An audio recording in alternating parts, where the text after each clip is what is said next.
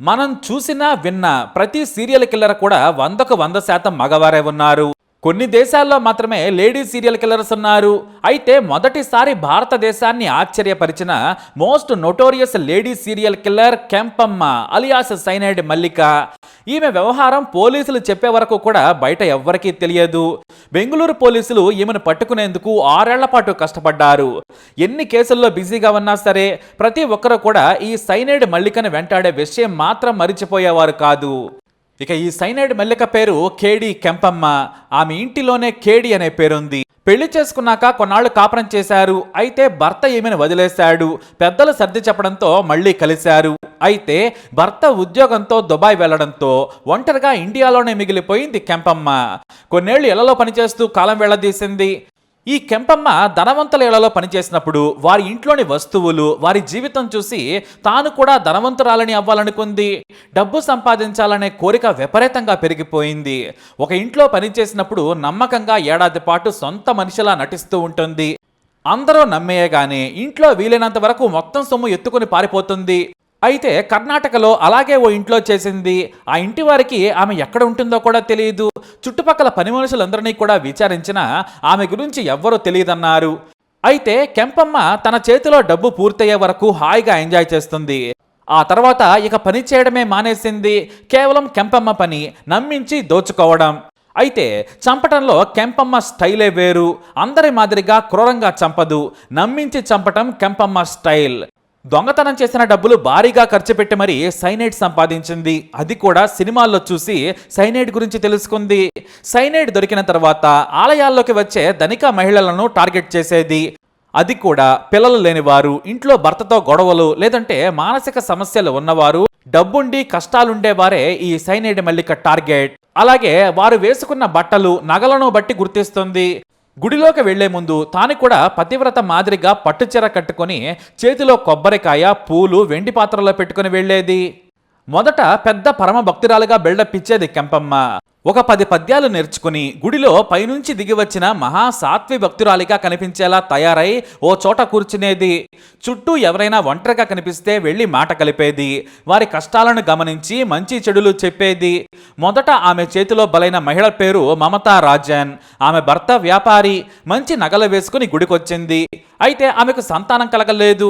మాటలు కలిపి సంతానానికి ఒక పూజ ఉంది. సోమవారం మంచి రోజు, గుడిలోని వెనుక భాగంలోని తోటలో పూజ చేస్తాను, ఎవరో లేని ప్రాంతంలో రహస్య పూజ చేస్తే 3 నెలల్లో సంతానం అందుతుందని చెప్పి నమ్మించింది. సంతానం దక్కుతుంది అంటే మన వాళ్ళు కొండలైనా ఎక్కుతారనేది తెలిసిందే. పాప మమత కూడా సైనైడ్ మల్లిక చెప్పినట్లే ఒంటరిగా వచ్చింది. గుడిలో పూజ అని చెప్పడంతో భర్త పంపించాడు. పైగా ఒంటరిగా రహస్య పూజ చేయాలని చెప్పడంతో మమత గుడ్డిగా నమ్మి వచ్చింది. నగలు ధరించి పట్టుచీర వేసుకుని బంగారు గాజులు వేసుకుని అమ్మవారిలా తయారై వచ్చింది. వాస్తవానికి అలా రావాలని కెంపమ్మ చెప్పింది. ఇక కెంపమ్మ అలియాస్ సైనైడ్ మల్లిక పూజ మొదలుపెట్టింది. కొబ్బరికాయ కొట్టి విభూతి బొట్టు పెట్టి నిజంగా పూజలా బిల్డప్ ఇచ్చింది. ఇక కళ్ళు మూసుకోమని చెప్పింది. ఎందుకంటే స్వామి నీకు వరం ప్రసాదించే సమయం ఆసన్నమైందని చెప్పింది. మమత కళ్ళు మూసుకోగానే కొబ్బరి నీళ్లు నోట్లో పోస్తున్నానని చెప్పింది. ఆమె కళ్ళు మూసుకోగానే తాను తెచ్చిన సైనైడ్ కలిపి నోట్లో పోసేసింది. ఇంకేముంది, నిమిషంలో ప్రాణాలు వదిలింది మమత. ఆ తర్వాత నగలన్నీ దోచుకుని పారిపోయింది కెంపమ్మ. 1999లో బెంగళూరులోని అవుట్స్కట్స్ లో మల్లిక చేసిన మొదటి హత్య ఇది. పోస్ట్ మార్టంలో సైనైడ్ వల్ల చనిపోయిందని తేలడంతో అది హత్యనని తేల్చారు. రాధికతో ఉన్నదెవరో కనుక్కునేందుకు వందలాది మంది భక్తులను విచారించారు. కానీ ఎవరూ చెప్పలేకపోయారు. ఆ తర్వాత మరో 5 హత్యలు చేసింది. అది కూడా పోలీసులకు తెలిసినవి మాత్రమే. కెంపమ్మ స్టైల్ అందరినీ ఒంటరిగా తీసుకెళ్లటం, పూజల పేరుతో నమ్మించి వారికి తెలియకుండానే సైనైడ్ కలిపి చంపేయటం. డబ్బు కోసం చంపడమే టార్గెట్గా పెట్టుకుంది. అయితే ఆమె భర్త 2006లో దుబాయ్ నుంచి తిరిగి వచ్చాడు. భార్య కెంపమ్మ ఆచూకీ ఎక్కడా లేదు. దీంతో బెంగళూరులో మిస్సింగ్ కేసు పెట్టాడు. ఆమె ఫోటో ఇవ్వడంతో డొంక మొత్తం కదిలింది. ఎందుకంటే ఆమె ఫోటో అప్పటికే ఓ పోలీస్ స్టేషన్లో ఉంది. 2001లో ఓ ఇంట్లో పూజలు చేస్తూ మత్తుమందు కలిపి దోచుకోవాలని ప్రయత్నించింది. అయితే ఆ మత్తుమందు సరిగ్గా పనిచేయలేదు. మత్తులోకి జారుకుంటుంటే నగలు, విలువైన వస్తువులు సర్దుతుంటే కుటుంబ సభ్యులు సగం మత్తులో కేకలు వేయడంతో పక్కింటి వాళ్ళు వచ్చి పట్టుకుని కొట్టి పోలీసులకు అప్పజెప్పారు. ఆ కేసులో 6 నెలలు జైల్లో ఉండి బెయిల్ మీద బయటకు వచ్చింది కెంపమ్మ. అలా ఆమె మొదటిసారి పోలీసులకు చిక్కింది. ఆ తర్వాత ఆమె ఫోటోను భద్రపరుచుకున్నారు.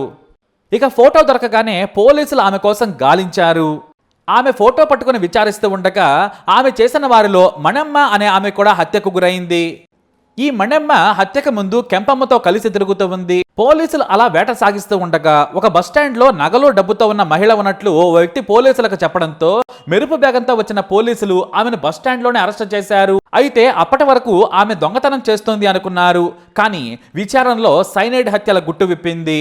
కానీ ఆమె హత్యలు చేసినట్టు మాత్రం పోలీసులకు ఆధారాలు దొరకలేదు. కానీ మణమ్మ హత్యలో ప్రత్యక్ష సాక్షులు చెప్పడం మాత్రమే కాదు, ఆమె దగ్గరున్న నగలు, ఆమె ఇంట్లో సోదా చేయగా దొరికిన వస్తువులు బాధిత కుటుంబ సభ్యులు కూడా గుర్తుపట్టడంతో బండారం మొత్తం బయటపడింది. 45 ఏళ్ల వయసులో దాదాపుగా 10 హత్యలు చేసింది కెంపమ్మ. కానీ తాను డబ్బు కోసమే చేశాను తప్ప మానసిక ఆనందానికి కాదని చాలా కూల్గా చెప్పింది. 2010లో నాగవేణి అనే మహిళ హత్య కేసులో కూడా ఆధారాలు దొరకడంతో మల్టిపుల్ మర్డర్స్ కేసులో ఆమెకు కోర్టు మరణశిక్ష విధించింది. అయితే మళ్ళీ ఈమె 2016లో వార్తల్లోకి వచ్చింది. జయలలిత ఆమె స్నేహితురాలు శశికళను కూడా బెంగళూరులోని అగ్రహారం జైల్లోనే వేశారు. పక్క సెల్లోనే ఉన్న ఈ సైనైడ్ మల్లిక జయలలితతో మాట్లాడేందుకు చాలాసార్లు ప్రయత్నించినా కూడా అధికారులు అనుమతించలేదు. ఆ తర్వాత శశికళ వచ్చిన తర్వాత స్నేహం చేసింది. ఆమెకు భోజనాన్ని కూడా తీసుకెళ్లి ఇచ్చేదట సైనైడ్ మల్లిక. అయితే ఆమె గురించి చెప్పిన తర్వాత భయపడింది శశికళ. తన పలుకుబడి ఉపయోగించి ఆమెను వేరే జైలుకు తరలించేలా చేసిందట. శశికళకు ఆమె నుంచి ప్రాణహాని ఉందని నివేదిక తయారు చేసి ఆమెను వేరే జైలుకు తరలించారు. ఇప్పటికీ జైలు శిక్ష అనుభవిస్తున్న సైనైడ్ మల్లికకు ఉరిశిక్ష ఇంకా పెండింగ్ లో ఉంది. దేశంలో మొట్టమొదటి serial killer Kempamma alias cyanide మల్లికగా రికార్డు క్రియేట్ చేసింది. ఇది సైనైడ్ మల్లిక కథ. దేశ పార్లమెంటును, అందులోని 545 మంది సభ్యులను అమ్మేశాడో వ్యక్తి. పార్లమెంటును కూడా అమ్ముతున్నామంటే విదేశీయులు భారీగా డబ్బులిచ్చి మరీ కొన్నారు. ఇదొకటే కాదు, తాజ్ మహల్ అయితే ఫ్యాన్సీ రేటుకి అమ్మేశాడు. వాటిని కూడా కొన్నారు. చివరికి రాష్ట్రపతి భవన్, ఎర్రకోటను కూడా బేరానికి పెట్టి వాటి ముందే బేరం కుదుర్చుకొని లీగల్ డాక్యుమెంట్స్ని కూడా రాసుకున్నారు. అయితే కొన్నది విదేశీయులైతే అమ్మింది మాత్రం ప్రపంచంలోనే మోస్ట్ ఇంటెలిజెంట్ అండ్ క్రియేటివ్ దొంగగా పేరుగాంచిన నట్వర్ లాల్. లలిత జ్యువెలరీస్ మీకు తెలిసే ఉంటుంది. బాస్ చేసే మార్కెటింగ్ పీక్స్ లో ఉంటుంది. నేను మాత్రమే క్వాలిటీ ఇస్తాను, మా బంగారం షాపును మాత్రమే నమ్మండి, మా షాపుకి రండి, మా షాపుకి రండి అని అదే పనిగా చెబుతుంటే ఆ మాటలు ఓ నిద్రపోతున్న దొంగను లేపాయి. తిరుచులోని చాతీరాం బస్టాండ్ సమీపంలో కొత్త షాపును ఓపెన్ చేశారు లలిత బాస్.